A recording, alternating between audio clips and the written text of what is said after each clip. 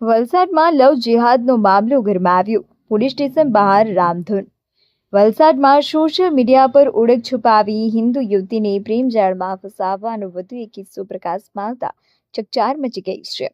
મુસ્લિમ યુવકે હિન્દુ નામ ધારણ કરી યુવતી સાથે મિત્રતા કેળવી અને ત્યારબાદ તેને બંધક બનાવી હોવાના આક્ષેપ સાથે હિન્દુ સંગઠનો રસ્તા પર ઉતરી આવ્યા છે.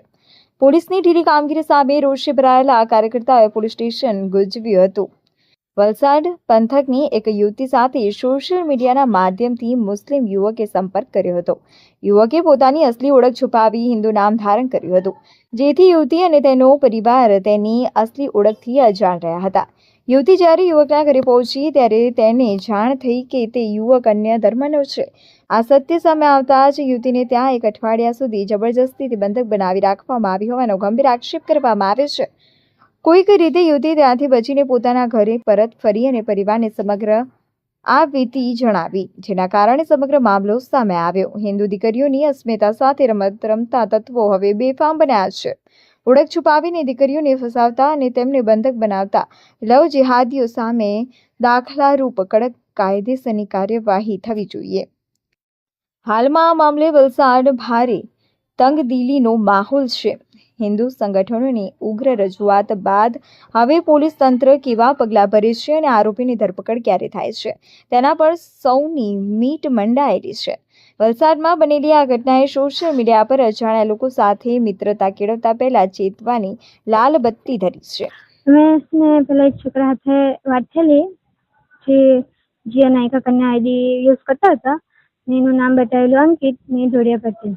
મારી સાથે ફ્રેન્ડશીપ હતી 1 વર્ષ સુધી ને એની માસીના ઘરે લઈ ગયેલા હતા મને દિવાળી પર ને આખા દિવસ એટલે ખબર નહીં કરે એટલે પપ્પા લોકો ચિંતા કરે કે છે એમ કરીને ફોન તો કરે ને તો પપ્પાએ ફોન કર્યો. મેં કીધું કે આ જગ્યા છે.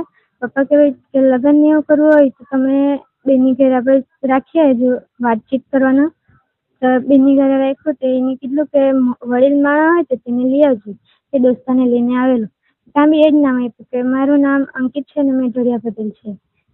ત્યાંથી બસ દિવસે પપ્પા લોકો મેં ઘરે ગયા કરેલી. એ છોકરા મારી ઘરે આવીને રહ્યો. પછી બીજી મને જ્યારે લેવાયો ને તે એની ઘરે હતી ને પછી મને ખબર પડી કે મોમેડન છે છોકરો. ને તે દિવસથી એની ઘરે ગયેલી તે દિવસે મારી પછી ફોન લઈ રહી. જેનાનો ફોન આવે તો ફોન નહીં ઉચકે, ફોન બંધ કરી દઈને એવું કરે. તો મેં ઘણાને ફોન કરીને કીધું કે આ જગ્યાએ છે તો મને લેવા જ મૂકે. ભાઈને પપ્પા આવેલા તો ભાઈને એને મારેલો છોકરાએ. પછી બીજી વાર પાછા ભાઈ આજુબાજુમાંથી ફોન કર્યો, ભાઈને લેવા હારું બોલાવી. પછી મેં મારી ઘરે આવી કે છોકરો આવો છે એમ કરીને મોમેડન છે એટલે મેં રહ્યું નથી છોકરા હાથે સંબંધ નથી રાખવો એમ કરીને મેં મારી ઘરે આવ્યા કરી. પછી એને બપોરે ફોન કર્યો કે મારા ભાઈને ફોન કર્યો કે તારી બેન તારી હાથે છે તો મારા ભાઈ કહ્યું હા મારી બેન મારી હાથે છે એમ કીધું. ને મેં એને કીધું કે પછી સંબંધ નથી રાખવાની, તારી જાત આવી છે તમારે તારી હાથે સંબંધ નથી રાખવું. મોમેડન છે એનું નામ અંકિત અરબાજ છે એનું નામ અતુલ મુકુંદ.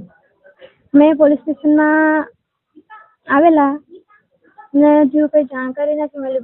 એ છોકરો ફોટા ખરેખર વાયરલ કરતો છે. મારું નામ મહેન્દ્ર સિંહ, અગ્નિવીર હિન્દુ સંગઠન.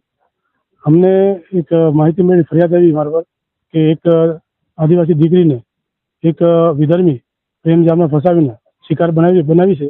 એ આધારે અમે કાલે એના પરિવારને મળવા ગયેલા. પરિવાર મુલાકાત કરી, દીકરીની મુલાકાત કરી. પછી જ્યારે ફરિયાદ આપવા તૈયાર થયા અમે પોલીસ ચોકી આવ્યા. રૂરલ પોલીસ ચોકીમાં આવીને સાહેબને ફોન કર્યો, વાતચીત કરી. તો સાહેબને મેં કીધું કે સાહેબ અમે એને વિરુદ્ધ ફરિયાદ આપવાની છે. તો સાહેબ એમ કીધું કે તમે અરજી આપી દો. તમે કે સર અરજી તો 1 મહિના પહેલા આપેલી, એનો કોઈ પરિણામ અમને મળ્યો નથી. અમારી એક જ રજૂઆત છે કે એની વિરુદ્ધ એક્શન લો અને ફરિયાદ કરો અને વિધર્મીને ઉચકો. તો જ્યારે પીઆઈ સાથે મારી વાત થઈ, સાહેબે મને એમ કીધું કે તમે કોણ છે મને કહેવાવાળા. તો મેં સાહેબને કીધું સાહેબ ફરિયાદ તમે કીધું કે ફરિયાદ લીધો તો ફરિયાદ તમે અધિકારીને વાત કરો તો ફરિયાદ લેના. તો ત્યારે મારી સાથે જ્યારે બોલચાલ કરી તો મેં એમ જ કહેવા માંગુ સરકારને, પ્રશાસનને, જો ગુજરાત રાજ્યની અંદર એક લવ જિહાદનો બહુ કડક કાયદો બનેલો છે, એ કાયદાનું ધરાતલ પર પાલન થવું જોઈએ. તો એવા વિધર્મીઓની શિકાર અમારી હિન્દુ બહેનો ન થાય. અને બીજું કે પ્રશાસન આજે 2 વાગે તમે 6 વાગ્યાથી ઉભેલા હતા, અમારી કોઈ વાત માની નથી. જે બેન દીકરી આવેલી, જે હિંમત કરી, મેં તો બેન દીકરીને ધન્યવાદ આપું કે એની વિરુદ્ધ હિંમત કરી છે, હિંમતને સાથે સરકારને સાથ આપવો જોઈએ, પ્રશાસનના સાથે ઊભી રહેવું છે. તો એવી રીતે શિકાર બનતી દીકરીઓ આવશે તમારે પ્રશાસન પર ને મદદ માંગશે ને તમારે મદદ આપવી છે. અમને એ કરી લાગે કે એ જે વિધર્મી છે એ બુટલેગર છે, એ દારૂ ધંધો કરતો છે. તો અમને એવું લાગે કે કંઈ ને કંઈ ગડબડ છે આમાં. હવે કહેવાનો કોઈ મતલબ નહીં. તો પોલીસ સ્ટેશન એમ કીધું અમને કે તમે સાહેબ સાહેબ એમ જ કીધું કે તમે ફરિયાદ લખાવી લો. તો સાહેબ ફરિયાદમાં કીધું તમે પીઆઈ છો, તમે અધિકારીને વાત તો કરો તો અમને ફરિયાદ લે ને. તો ત્યારે મારી સાથે બોલચાલ કરી. મને કે તમે કોણ છો, તમે કયા અધિકારી છો, તમે ક્યાં સંગઠન, મને કઈ લાગી ઓળખે નહીં.